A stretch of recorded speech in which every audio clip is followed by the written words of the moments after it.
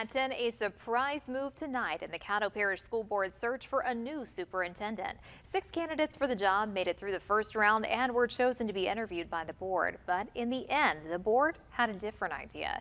KSLA's Jasmine Franklin shares more on what unfolded inside the hours-long school board meeting.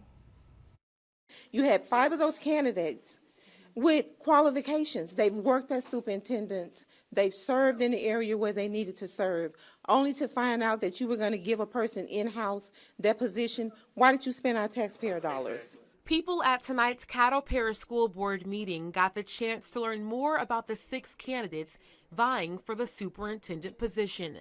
They weren't hesitant to voice their displeasure when the board decided to move forward with just one superintendent candidate for the final round of interviews. 31 candidates applied for the role. A search firm narrowed it down to 6 semifinalists and presented those finalists to the school board tonight. The school board had the option to interview multiple candidates in the next round of interviews on September 11th. However, board member Christine Tharp made a motion to only interview the candidate who received the highest score. The motion passed 7-5. This means Keith Burton, who currently serves as the district's chief academic officer, will be the only candidate interviewed in the final round. Several people at the hours-long meeting said they're not happy with the board's decision. And it's a sad process because you had legitimately qualified folks that were now eliminated from the process. And say that we want a fair process. How do you narrow yourself down from 6 candidates to 1? Yes. So I'm very hurt today. I want to cry for the students of Caddo.